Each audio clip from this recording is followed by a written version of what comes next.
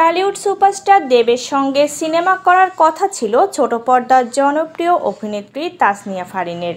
সবই চূড়ান্ত ছিল, তবে ক্ষমতার পট পরিবর্তনে সবকিছু যেন অনিশ্চয়তার মধ্যে পড়তে যাচ্ছে তার। ফলে চিন্তার রেখা ফুটে উঠেছে অভিনেত্রীর কপালে। গণ আন্দোলনের মুখে আওয়ামী লীগ সরকারের পতনের পর ভারত অনির্দিষ্টকালের জন্য ভিসা বন্ধ করে দিয়েছে। এটি ফারিনের দুশ্চিন্তার কারণ। এভাবে চলতে থাকলে কলকাতায় যাওয়া অনিশ্চিত তার। আর তাই যদি হয় তবে হাতছাড়া হয়ে যেতে পারে দেবের সঙ্গে অভিনয়ের সুযোগ, এরকমই ভাবছেন ফারিন। সংবাদ মাধ্যমকে দেওয়া এক সাক্ষাৎকারে বিষয়টি নিয়ে ফারিন বলেন, দেবের বিপরীতে প্রতীক্ষা নামে একটি ছবিতে কাজ চূড়ান্ত হয়েছে। অভিজিৎ সেনের পরিচালনায় ছবিটির শুটিং করার কথা আগামী নভেম্বর থেকে।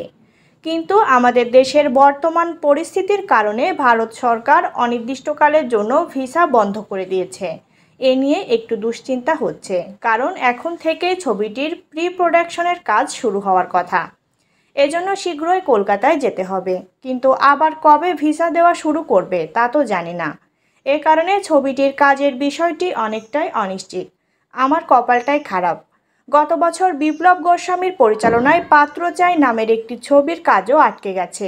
এবারও মনে হচ্ছে তাই হতে চলেছে।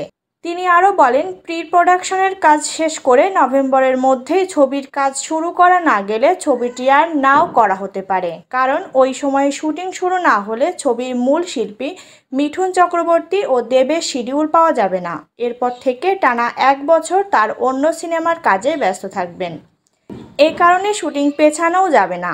তাছাড়া এই ছবিটির কলকাতা ও যুক্তরাজ্যে শুটিং শুরু হওয়ার কথা আছে, তাই ভিসা যদি সঠিক সময় না পায় তাহলে এই কাজ ছেড়ে দিতে হবে।